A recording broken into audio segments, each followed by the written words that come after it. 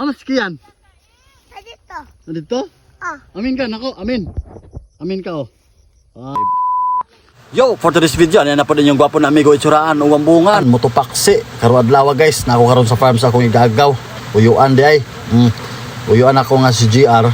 Nauban na yung mga anak ko, yung mga batos diri nang lampas ilang uma kay siyempre yung uma bulit na kay sa sagbot nya yung mga prutas diri nangadaot ng uban kay siyempre ulan init na nangatagtag ang mga dahon sa durian. Pero natong mga miagi mga panahon nakabungan to niya yung durian pero namatay pod kana oh.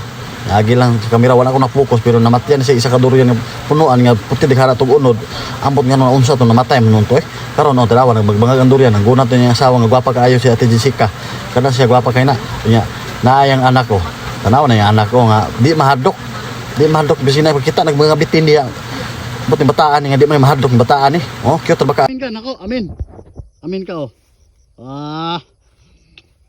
master lo ka mag-uma ganina.